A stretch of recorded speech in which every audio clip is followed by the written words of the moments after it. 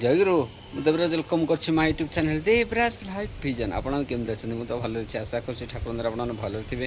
ଭଗବାନ ସମସ୍ତଙ୍କର ମଙ୍ଗଳ କରନ୍ତୁ। ଯିବା ଗୋଟେ ନୂଆ ବ୍ଲଗ୍କୁ। ଆଜି ନୂଆ ବ୍ଲଗ୍ରେ ଯିବା କେଉଁଠିକି? ବର୍ତ୍ତମାନ ଯିବା ଆଜି ଆମର ଲକ୍ଷ୍ମୀ ମା'ଙ୍କ ଯେଉଁ ଜନ୍ମଦିବସ ପାଳନ ହେଉଛି, ସେ ଲକ୍ଷ୍ମୀ ମା'ଙ୍କର ଜନ୍ମଦିବସ ଉପଲକ୍ଷେ ଯେଉଁ ମାନେ ଯେଉଁ ବିଶେଷ ସତ୍ସଙ୍ଗ ଯେଉଁ ସାଧାରଣ ସଭା, ସେ ସାଧାରଣ ସଭା ଦେଖିବା ବହୁତ ସୁନ୍ଦର ଯାଜନ କେମିତି ଆଉ ଆପଣମାନଙ୍କୁ କେମିତି କ'ଣ ଲାଗୁଛି ନିଶ୍ଚୟ କମେଣ୍ଟ କରି ଜଣାଇବେ। ଆଉ ଡେରି କରିବାନି, ଆସନ୍ତୁ ଯିବା ଦେଖିବା ଲକ୍ଷ୍ମୀ ମା'ଙ୍କ ଜନ୍ମଦିବସ ଉପଲକ୍ଷେ ଯେଉଁମାନେ ସନ୍ଧ୍ୟାବେଳେ ଯେଉଁ ସାଧାରଣ ସଭାରେ ମାନେ ବହୁତ ସୁନ୍ଦର ଯାଜନ। ଆସନ୍ତୁ।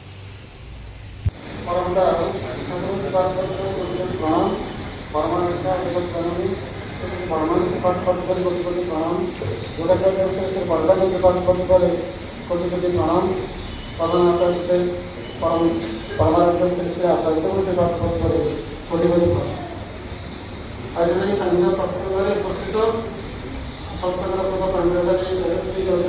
जगत भाई मैंने और माँ सबको स्वल्प विशेष किसी मोर कहबार ना बहुत पूर्व बहुत बहुत कथा आपण मैंने जो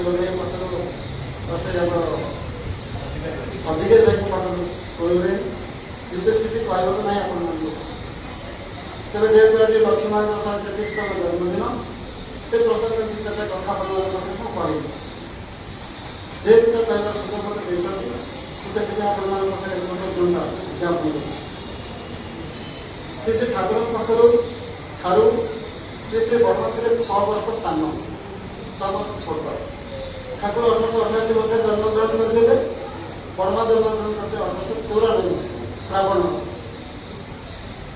एवं श्री श्री ठाकुर 18 वर्ष एवं बड़मा 12 वर्ष विवाह तेरे बड़मा जन्म पूर्व माँ त्रिनयनी देवी गर्भ जो से थे से बाप घर को आसी घर निज घर हूँ गंगादह कि शशुर घर त्रिनयनी देवी शशुर घर से धोपादह बापा माने लक्ष्मी माँ के बापा बड़मा के बापा से गोटे स्कूल हेडमास्टर बाबरा स्कूल हेडमास्टर खूब पंडित लोक विद्या लोक ज्ञानी लोक से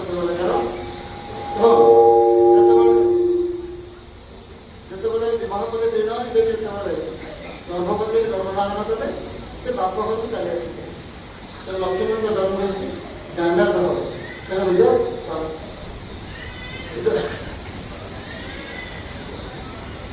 निज बाप घर तेरे श्री श्री बड़मा सहित ठाकुर विवाह पूर्व बड़मा सहित ठाकुर साक्षात दुई थर 3 थर उभय भितर गोटे घर पाइबा जगह ठाकुर गोटे जगह विवाह प्रस्ताव आसाला से कैंसल कर देते शेष बड़मा सहित विवाह एवं ये विवाह हवा पूर्व ठाकुर जो किशोर अवस्था थे बड़मा को देखा अवस्था देखा बेले मन जो भावना सब आसी से भावना गोटे जो कथा कहूँ पर कथा पचार कहीदेवी से भावना से ठाकुर गोटे छोट टीपा बही टीपा खातार ये सब जिन गुड़ा लेखा मिली से टीपा खातार अच्छी लक्ष्मी माँ उद्देश्य सरस्वती कला उद्देश्य किशोर बयस से ठाकुर लिखिदेली तारी भाई दुष्ट झी तार मत दुष्ट में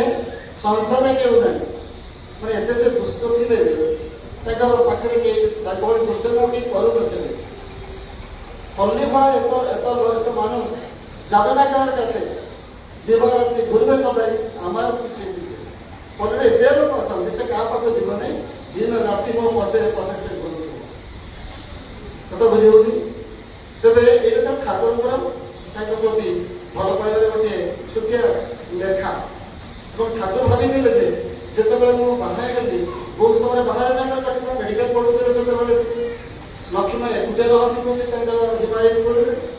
मन ठाकुर मैंने भावना आसी मो जे शाशु अच्छा से कौन भावुले ये गोटे आम सुंदर झील ए सुनार प्रतिमा फटकी ना स्वच्छ स्फटिक भरा चेहरा और से जहाँ को बाहर देली से घरे रोने श्मशान पश्चिम शिव तो सेमती घर दूर नहीं बाहर रोचे भावना कौन हो ठाकुर भाविक कथा लिखी हाय रे जावाई श्मशान बासी जेने सुने सुनार उमाय किए चाहे गलाए फांसी ए जावाई ना ए गाई तुम कहीं सुनार बहु देली तुम गलारे गोटे फांसी है तुम झुली लता गलारे कची ने उमा आमार ए पागल के करे छे सार से नाकी कोई पागल आमार पागल में भाबरो बसे ओए जमा समस्या बसे हमें जानू से पागल ही बाहर मन अच्छे इत्यादि किंतु झील को पचारे जे से पागल मत बहुत भल से पागलर भल पाइबा दुनिया देखी ए ठाकुर निजे लिखिं भावना लिखिं त्रिनयन देवी के भावना कौन हम ता भी लिखिं और से पागल मत भल पाए ये भावना भी लक्ष्मी नगर ता भी लिखिं एथर सामूहिक विच्छेद मेडिकल पढ़ा समय ठाकुर बाहर बा अन्य समय जो सामूहिक विच्छेद होती सामूहिक विच्छेद से टीपा खातर सुंदर इंग्राजी पदटे ठाकुर लिखिं you are not lost to me but gone before you are not lost to me but only gone before a few more years we too shall come to this eternal soul where separation ceases to be and partition no more बुझे कथा गुड़ा तेरे अनुभव सामूहिक विच्छेद होती but a few more years we too shall come to this eternal soul eternal soul से गुण को हमें गुणी आसीबा गुणी एमती लीला करबा किंतु सामूहिक विच्छेद का सह्य करके रहबा एरा छोट छोट भावना ठाकुर आ जते बेले बड़मा आसीथिले बाहे जानिथिले कोन जानि ना पारे ना नाही त घरे ए दिन देवता हाथ तल लगी जाइए किंतु से रांधि खीरी पेज गाड़ी देते माने खीरी की गाड़ी देते भी परसी देते पुणी क्या शशुर को बंधन मैंने पोड़ा चाउल पोड़ा भात उपर क्षीर चीनी पकई खीरी कर खीरी कसर गाड़ी देते जहाँ बड़ेगा परसी देते एते स्वच्छ स्फटिक बड़ी एते स्वच्छ थे एते निर्मल था मन जे श्री श्री ठाकुर को अविकल भाव निजर सरसीर स्वच्छ शरीर से ठाकुर को प्रतिफलित करके बड़देव पर सत्संग से उपहार दे ठाकुर कहले मुझे बड़ प्रकाश आमार काছে থাকা মানে বড় প্রকার কাছে থাকা এটা শ্রী শ্রী ঠাকুর स्वयं করেছে तबे श्री श्री ठाकुर को संपूर्ण भाव प्रतिफलन करके समाज सत्संग को उपहार देदे जदि स्वच्छ मन हो न था एभली भाव ठाकुर को संपूर्ण भाव से प्रतिफलित कर स्वच्छतार तेरे जिते श्री श्री से कुलबंधु थे समस्त मनोवांछा से पूरण करते हेमकवि कहले हेमकवि ठाकुर को कहले मुझे जानी आप स्वयं नारायण हेमकवि कहते ठाकुर हेमकवि कथा बहुत भाव से हेमकवि कहते मुझे जानी आप स्वयं नारायण एवं आपण पत्नी धर्मपत्नी से स्वयं महालक्ष्मी मुझे पीड़ित होती भल हुए से आमाशा रोगर निराम कर मत जदि से लक्ष्मी हाथ टे प्रसाद मिलता मुझे सुस्थ हो जाती ठाकुर कही हेमकवि मन कथा आमाशा पीड़ित सुस्थ हो पारना जब से लक्ष्मी का हाथ टे प्रसाद को पाए मुझे सुस्थ हो ठाकुर गले बड़ मान कहले मेनू देदेले हेमकवि चाहते खावाई यह व्यवस्था कर दिए से व्यवस्था करदे से गोटे खाइबार आमास दीर्घ दिन बड़े निराम समस्त मनोवांछा परम केते बोली केते कथा हिमायतपुर थिला बेले कुलबंधु थे किंतु 1938 मसीहा 1938 मसीहा जिते श्री ठाकुर माँ मनमोही देवी देहांत घटला 1938 मसीहा एप्रिल मसरे से बड़मा बयस पाखापाखि 44 वर्ष ठाकुर बयस हूँ 50 वर्ष 6 वर्ष बड़ 50 वर्ष जिते मनमोही देवी शव पड़ी ठाकुर निराश्रय चित्कार कर आश्रयहीन हो गल आश्रम भी आश्रयहीन हो गला से देखुं मुंड पाखे ओढ़णा दे जन बहु बसी हाथटी श्री श्री माँ कोल रही छाती कोल पड़े से नीरव निस्पंद भाव बसुँच ठाकुर अझर जोर डाकुं हठात दृष्टि पड़ा जो बहुटी पर ये गोटे ओढ़ण पानी बसी महिला ठाकुर बड़ बो तुम्हें तुम माँ आमर ଚାଲିଗଲେ। ଆଜି ସମଗ୍ର ଆଶ୍ରମ ମାତୃହରା ହେଇଗଲା, ଆଶ୍ରୟ ହରା ହେଇଗଲା। ତୁମେ ସେମାନଙ୍କର ମା ହୁଅ, ତୁମେ ସେମାନଙ୍କ ପାଇଁ ଆଶ୍ରୟ ହେଇକି ଛିଡ଼ା ହୁଅ। ତୁମର ସ୍ନେହ ଛାଇ ତଳେ ସେମାନେ ଆଶ୍ରୟ ନିଅନ୍ତି। ତୁମେ ଆଜିଠୁ ବଧୂ ନୁହଁ, ତୁମେ ମା, ଏ ଆଶ୍ରମର ମା, ପ୍ରତିଟି ମଣିଷର ମା। ତାଙ୍କର ଓଢ଼ଣା ସେତେବେଳେ ଉପରକୁ ଉଠି ଯାଇଥିଲା। ଯେଉଁମାନେ ଦେଖିପାରୁନଥିଲେ ତାଙ୍କର ମୁଖମଣ୍ଡଳକୁ, ତାଙ୍କର ଦର୍ଶନ କରି ହେଉଛି ତାଙ୍କର ମୁଖମଣ୍ଡଳ ତପ୍ତ କାଞ୍ଚନ ବର୍ଣ୍ଣ। ଏଇଭଳି ମୁଖମଣ୍ଡଳ ତାଙ୍କର ଦର୍ଶନ କରି ପ୍ରଥମ ଥର ପାଇଁ ଯେତେବେଳେ ଓଢ଼ଣା ତାଙ୍କ ଉପରକୁ ଉଠିଗଲା, ସାଙ୍ଗର ଜନ୍ମ ସେ ହେଇଗଲେ ମାତ୍ର 44 ବର୍ଷ ବୟସ।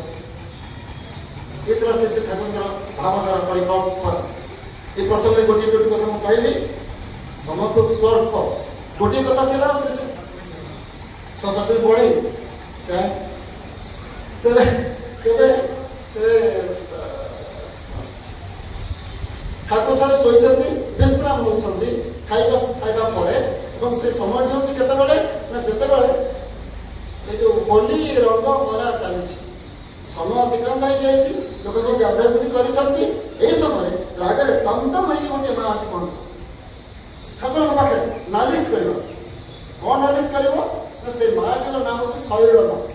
ଜଣେ ଧାଇସି ତାକୁ ଡାକନ୍ତି ଶୈଳ ଡାକ୍ତର, ଡାକନ୍ତି ଶୈଳ ଡାକ୍ତର। ଆସି ପହଞ୍ଚିଗଲେ ଚିତ୍କାର କରିକି, ଦେଖ ମୋତେ ପିଲାମାନେ ରଙ୍ଗ ମାରି କ'ଣ କରିଛନ୍ତି। ମୁଁ ଗାଧେଇକି ମୋର ଭୋଗ ନେଇକି ଖାଦ୍ୟ ନେଇକି ଯାଉଛି ଘରକୁ ଖାଇବା ପାଇଁ, ମାନିଲେନି ମୋ କଥା, ଘେରିଗଲେ ମୋତେ, ଦେଖ ମୋତେ କେମିତି ରଙ୍ଗ କରିଛନ୍ତି। ଠାକୁର ଶୋଇଥିଲେ ଯେ ଉଠି ପଡ଼ିଲେ, ମୁଁ ଯାଉଛି ଦେଖେ ତାଙ୍କର କ'ଣ ଏମିତି କରିଛନ୍ତି। ବଡ଼ମା କହୁଛନ୍ତି ତୁମେ ଶୁଅ, ତୁମେ ଥକା ନିଅ, ତମେ ବିଶ୍ରାମ କର, ମୁଁ ଯାଉଛି ବୁଝିବି ସେମାନଙ୍କୁ। ମୁଁ ଯାଉଛି ନା ଠିକ୍ ଅଛି, ଭଲ ବୁଝେଇ ଦେଇକି ଆସିବ, ସବାର କରିଦେଇକି ଆସିବ, ହଁ କରିଦେଇକି ଆସିବ। ଚାଲି ଆସିଲେ ବଡ଼ମା। ଏ ପିଲା ସବୁ ହାତ ଯୋଡ଼ିକି କାକୁତି ମିନତି ଭଳିଆ ହେଇକିନା ସେଠି ଅପେକ୍ଷା କରିଛନ୍ତି ଏପଟେ କିଛି ଗୋଟେ ଆମ ଉପରେ ବର୍ତ୍ତମାନ ଦଣ୍ଡବିଧାନ ହବ। ତମ ନେଇ ପଳେଇଛନ୍ତି ଠାକୁର ବ୍ୟବହାର କରନ୍ତି।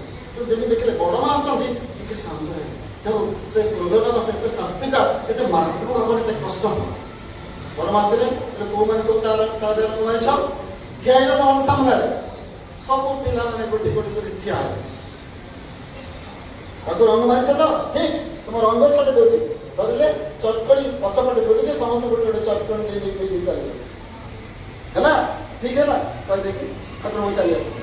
ଠାକୁର କହିଲେ କ'ଣ ବଡ଼ ହବ, ତାଙ୍କୁ ସବୁ ଠିକ୍ କରିଦେଇକି ଆସିଛ? ଏକଦମ ସମାନ କରିଦେଇକି ଆସିଛ। ଦେଖୁନ ମୋ ହାତଟା କେତେ ଲାଲ ହେଇଯାଇଛି, ତାଙ୍କୁ ବାଡ଼େଇକି ରକ୍ତ ତାଙ୍କର ଯୋଉ ହାତ ସେ ଯୋଉ କମଳ ଯେମିତିକା ରଙ୍ଗ ତ ସେମିତି, ସେଇ ରଙ୍ଗକୁ ଇଏ କରି ଦେଖୁନ ମୋ ହାତ ଯେମିତିକା ଲାଲ ହେଇଯାଇଛି, ତାଙ୍କୁ ବାଡ଼େଇ ଠାକୁର ଶାନ୍ତ କରିବା ପାଇଁ, ପିଲାମାନଙ୍କୁ ଶାସ୍ତି ଦେବା ପାଇଁ ଦୁଇଟି କଥାକୁ ଲକ୍ଷ୍ମୀ ଆସି ପୂରଣ କରିଦେଇଛି। ତ ଏହି ପ୍ରସଙ୍ଗ ଆଉ ଟିକେ ବଢ଼େଇ ରହୁଛି।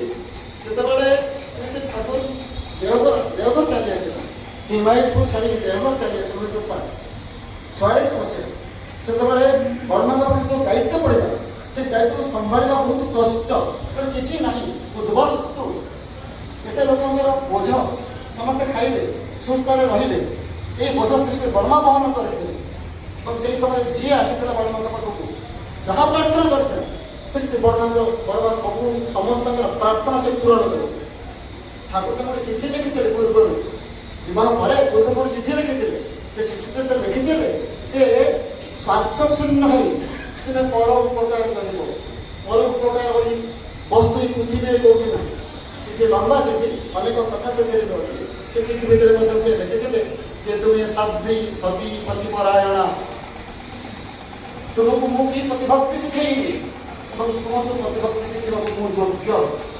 ପୁଣି ବି ଲେଖିଥିଲେ ଯେଉଁ ରମଣୀ ନିଜର ସ୍ୱାମୀକୁ ଦେବତା ମନେ କରି, ସାକ୍ଷାତ ଦେବତା ମନେ କରି, ସ୍ୱାମୀର ପୂଜାକୁ ଦେବତାର ପୂଜା ବୋଲି ବିବେଚନା କରି ସ୍ୱାମୀ ସୁଖରେ ସୁଖିନି, ସ୍ୱାମୀ ଦୁଃଖରେ ଦୁଃଖିନୀ ହୁଏ, ଆଉ ଯେ ସ୍ୱାମୀ ଭିନ୍ନ କିଛି ଜାଣେ ନା, ସେଭଳି ଦେବୀ ପାଖରୁ ମୋର ବହୁତ ଶିଖିବାର ଅଛି। ଚିଠି ଲେଖିଥିଲେ ଶ୍ରୀ ଶ୍ରୀ ବଡ଼ମା। ସେଇ ଚିଠିରେ ଏଇ କଥାଟି ଲେଖିଥିଲେ, ମୋର ପରୋପକାର କରିବ ସ୍ୱାର୍ଥ ଶୂନ୍ୟ ନୁହେଁ। ତେଣୁ ଯେଉଁ ଲୋକ ଯେତେବେଳେ ଆସିଛି ଯାହା ତାଙ୍କର ପ୍ରାର୍ଥନା କରିଛି ତ ସେ ପରିପୂରଣ କରିଛି। ବିଶେଷ ଭାବରେ ମା ମାନେ ତ ଯାଆନ୍ତି, ଯେଉଁମାନେ ନିଃସନ୍ତାନ ସେମାନେ ତ ଯାଆନ୍ତି, ଯେ ଏଇ କଥା ନିବେଦନ କରନ୍ତି, ସନ୍ତାନ ପ୍ରାର୍ଥନା କରନ୍ତି। କେତେ କଥା ଲେଖା ଅଛି, ଆପଣ ଜୟତୁ ଜନନୀ ମା ବହି ଯଦି ପଢ଼ିବେ, ଯେଉଁମାନେ ମଙ୍ଗଳା ଜାଣିଥିବେ, ଓଡ଼ିଆରେ ଅବଶ୍ୟ ଅନୁବାଦ ହେଇନାହିଁ, ଜୟତୁ ଜନନୀ ମା ପଢ଼ିବେ, କେତେ ଲୋକ କେତେ କଥା ସବୁ ଲେଖିଛନ୍ତି, ତାକୁ କଳ୍ପନା କରାଯାଇପାରେ। ସେଥିରେ ଜଣେ ମା ଲେଖିଛନ୍ତି ମୁଁ ଯାଇଥିଲି ସନ୍ତାନ ପ୍ରାର୍ଥନା କରିବା ପାଇଁ ଏବଂ ମନେ ମନେ ଭାବୁଥିଲି ଯେଉଁ ମା ମାନେ ସନ୍ତାନ ପ୍ରାର୍ଥନା କରିବାକୁ ଆସନ୍ତି ବଡ଼ମାତାକୁ କ'ଣ କହନ୍ତି ନା ଏ ଯେଉଁ ବୈଦ୍ୟନାଥ ଅଛନ୍ତି ତାଙ୍କ ଫୁଲ ବେଲପତ୍ରକୁ ନେଇକି ଡେଉଁରିଆ କରିକି ପିଇନ୍ତି ଆଉ ମାସରେ ଗୋଟେ ଗୋଟେ ସୋମବାର କର ଇଏ ମନେ ଭାବୁଛି ମୋତେ ଦୟାକରି କଥା ନ କହନ୍ତୁ ମୁଁ ଡେଉଁରିଆ ପିନ୍ଧିବି ନାହିଁ କି ଏମିତିକା ସୋମବାର କରିପାରିବି ନାହିଁ ମୋର ଠାକୁର ମୋର ସବୁ ସିଏ ମୋର ବଡ଼ ସିଏ ମୋର ଲକ୍ଷ୍ମୀ ସିଏ ମୋର ସବୁ କିନ୍ତୁ ବଡ଼ମାତା ସେଇ କଥା ସେଇଟା ପିନ୍ଧିବୁ ସୋମବାର କରିବୁ ତାପରେ ଯେତେବେଳେ ଏକଦିନ ବଡ଼ମା କହିଲେ କହିସାରିଲା ପରେ ଏଇ ମାଟି ଯେତେବେଳେ ଦୂରରେ ଠିଆ ହେଇକି ଦେଖିଲେ ଶ୍ରୀ ବଡ଼ ସେ ବଡ଼ମାନଙ୍କୁ ସେ ଦେଖୁଛନ୍ତି ସେଠି ସ୍ତ୍ରୀ ବଡ଼ମା ନାହାନ୍ତି ଜ୍ୟୋତିର୍ମୟୀ ଦେବୀ ସେଠି ଆବିର୍ଭୂତ ହେଇଛନ୍ତି ଏବଂ ସବୁବେଳେ ଜ୍ୟୋତି ବିଚ୍ଛୁରଣ କରିଛି ସୂର୍ଯ୍ୟ ରଶ୍ମି ଭଳିଆ ସେ ଚାହିଁପାରିଲେନି ତାଙ୍କୁ ଯେ ପ୍ରଣାମ ନିବେଦନ କରିଲେ ପ୍ରଣାମ ନିବେଦନ ଉଠିଲା ବେଳକୁ ଦେଖିବାକୁ ପୁଣି ସେଇ ବଡ଼ମା ଠିଆ ହେଇଛନ୍ତି ସାଧାରଣ ମଣିଷ ଏକଥା ବର୍ଣ୍ଣନା କରାଯାଇଛି ପୁଣି ବି ବର୍ଣ୍ଣନା କରିଛନ୍ତି ଜଣେ ଯେ ତାଙ୍କ ପାଖକୁ ଆସିଲେ ସନ୍ତାନ ପ୍ରାର୍ଥନା କରୁଛୁ ପ୍ରାର୍ଥନା କରିଥିଲୁ ଶୁକ୍ଳ ମା ତାଙ୍କର ନାଁ ସେ ଥିଲେ ଜ୍ୟୋତିରିତ୍ତିକ ଜାମିନୀକାନ୍ତ ରାୟ ଚୌଧୁରୀଙ୍କ ପତ୍ନୀ ତାଙ୍କର 2 ମାସର ଗୋଟିଏ କନ୍ୟା ସେ ଚାଲି ଯାଇଛି ତାର ଦେହାନ୍ତ ହେଇଯାଇଛି ସେଇ ବ୍ୟତୀତ ପ୍ରାଣ ନେଇକି ସେ ଆସିଛନ୍ତି ବଡ଼ମାଙ୍କ ପାଖକୁ ପ୍ରାର୍ଥନା କରିବା ପାଇଁ ଯେ ସନ୍ତାନ ପ୍ରାର୍ଥନା କରିବା ସେ ବଡ଼ମାଙ୍କ ଦ୍ୱାର ବନ୍ଦ ଅଛି ବାହାର ଅପେକ୍ଷା କରି ସେ କାନ୍ଦୁଛନ୍ତି ଯେ ଦ୍ୱାର ଖୋଲିଲା ବଡ଼ମା କହୁଛନ୍ତି କିଏ କାନ୍ଦୁଛି ଜଣେ କହିଲେ ସେ ହେଉଛି ଶୁକ୍ଳ କାହିଁକି କାନ୍ଦୁଛି ଡାକ ତାକୁ ମୋ ପାଖକୁ ସେ ଗଲେ ପ୍ରଣାମ କରି ବସିଲେ କ'ଣ ତ କଥା କାହିଁକି କାନ୍ଦୁଛୁ ନା ମା ମୋର ସନ୍ତାନ ଚାଲିଯାଇଛି ବଡ଼ମା ପଚାରିଲେ କେତେ ବର୍ଷର ହେଇଥିଲା ବର୍ଷେ 2 ବର୍ଷର ନା ମା 6 ମାସର ନା ମା ଆଉ ବେଶୀ ବଡ଼ ନା ମା ସେ କେତେ ବର୍ଷର ହେଇଥିଲା ମା ମାତ୍ର 2 ମାସର 2 ମାସର ହେଇଥିଲା ତୋ ଏତେ ବେଦନା ଏତେ କଷ୍ଟ ଏତେ ଯନ୍ତ୍ରଣା ତୁ ଜାଣିଛୁ ଏଇ ଛାତି ଭିତରେ ମୁଁ 20 ବର୍ଷର ଯନ୍ତ୍ରଣା ଚାପିକି ରଖିଛି କେତେ ସୁନ୍ଦର ଥିଲା ତାର ଜୀବନ ଯେଉଁ ସାଧନା ଦେବୀଙ୍କର ପ୍ରାର୍ଥନା ଆପଣମାନେ ଗାଆନ୍ତି ନା ମହାପୁରୁଷ ମାନେ ସାଧନା ଦେବୀଙ୍କର ପ୍ରାର୍ଥନା ବୋଲି ସେ ସାଧନା ଦିଦି ଠାକୁରଙ୍କର ଯେ 2 ଝିଅ ଭିତରୁ ଯେ ବଡ଼ ଝିଅ ସାଧନା ଦିଦି 24 ବର୍ଷ ବୟସରେ ତାଙ୍କର ଦେହାନ୍ତ ହେଇଥିଲା କିନ୍ତୁ ସେଇ 24 ବର୍ଷର ଦୁଃଖ ସେ ବେଦନାକୁ ଯେ ଛାତି ଭିତରେ ଚାପି ରଖିଥିଲେ କାହା ପାଖରେ କହିନଥିଲି ଦୁଃଖ କରିନଥିଲେ କିନ୍ତୁ ସମସ୍ତଙ୍କ ସନ୍ତାନ ଭରପୁର କରିଥିଲେ ସେ ବେଦନାର କଥା କହିବାର ସମୟ ଏଠି ନାହିଁ ତେବେ ଏଇଭଳି ଘଟଣା ଘଟିଥିଲା ଠାକୁର ତ ଭଲ ପାଉଥିଲେ ବଡ଼ମାଙ୍କୁ କିଶୋର ଅବସ୍ଥାରେ କିନ୍ତୁ ଯେତେବେଳେ ତାଙ୍କର ବୟସ ହେଇଯାଇଛି ଠାକୁରଙ୍କର ବଡ଼ମାଙ୍କର ବୟସ ହେଇଯାଇଛି ତୃପ୍ତ ଠାଣିରେ ବଡ଼ମା ଚାଲି ଚାଲି ଯାଉଛନ୍ତି ଠାକୁର ବସିଛନ୍ତି ପାର୍ଲରରେ ଲକ୍ଷ୍ୟ କରୁଛନ୍ତି ବଡ଼ମାଙ୍କୁ ତୃପ୍ତ ଠାଣିରେ ବଡ଼ମା ଚାଲି ଯାଉଛନ୍ତି ଠାକୁର ଦେଖି କହୁଛନ୍ତି ଏ ବଡ଼ ବୋଉ ହେଉଛି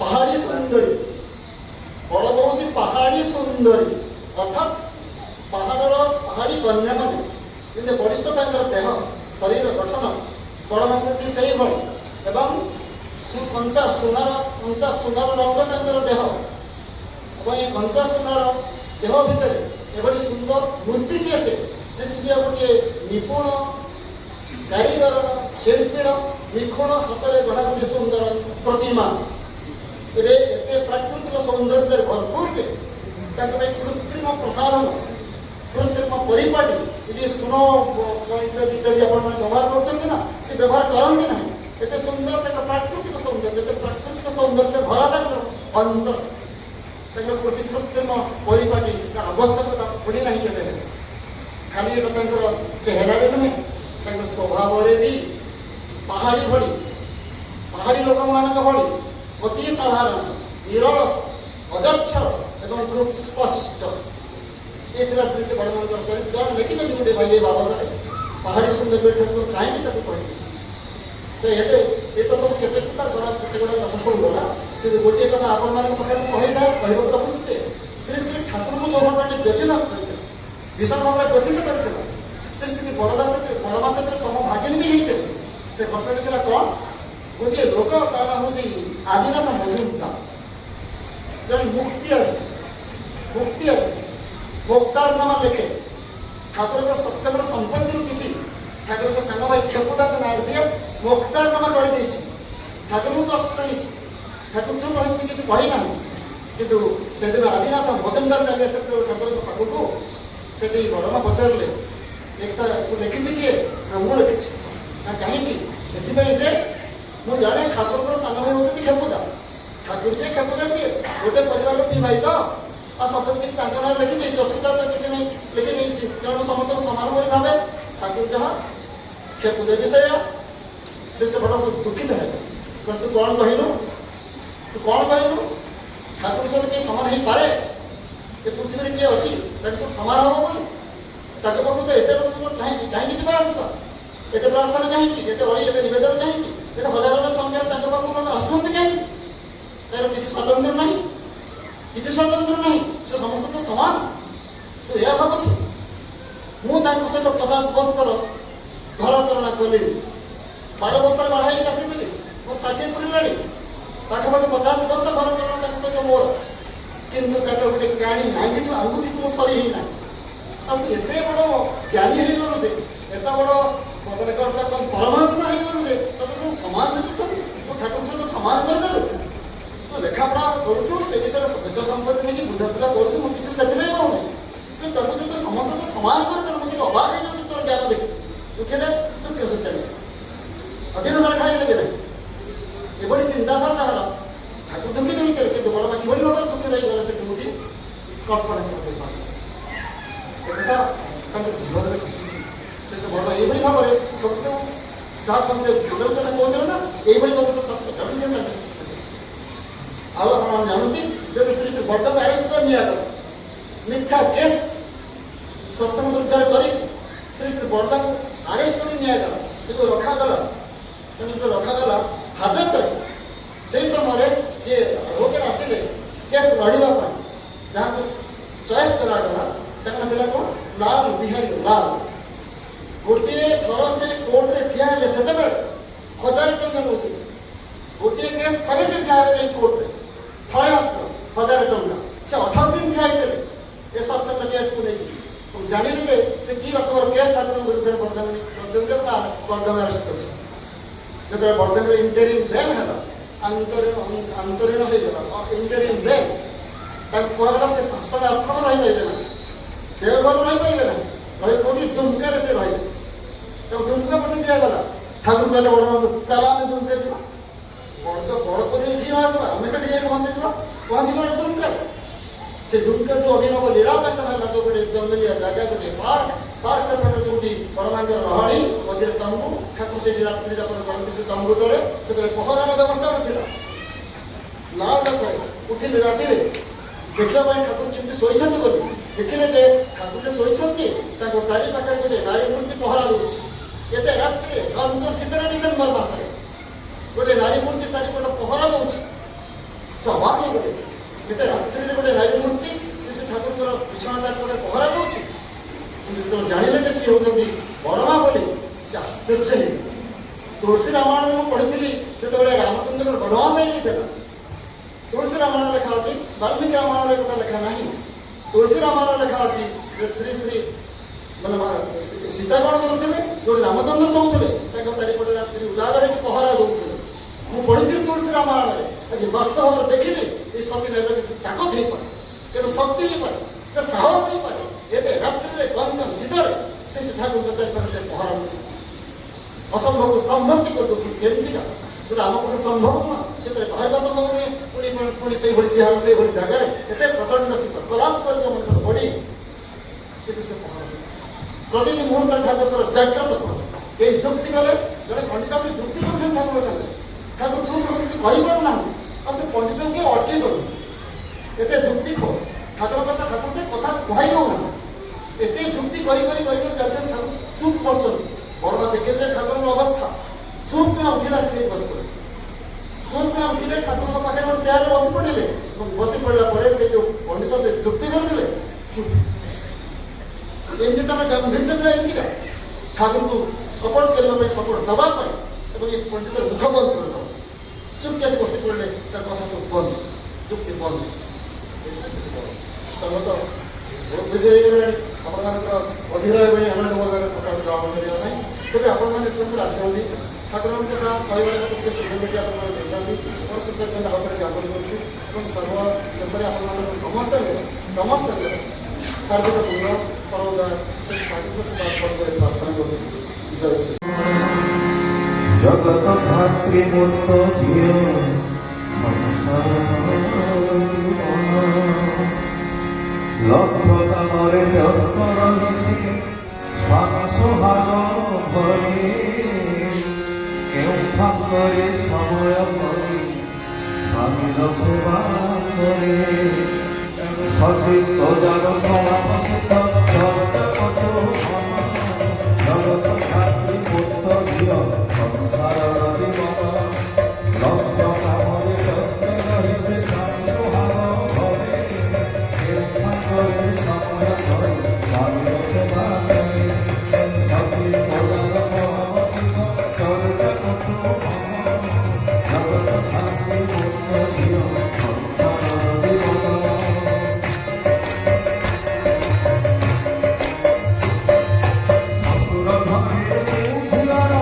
স্বামীর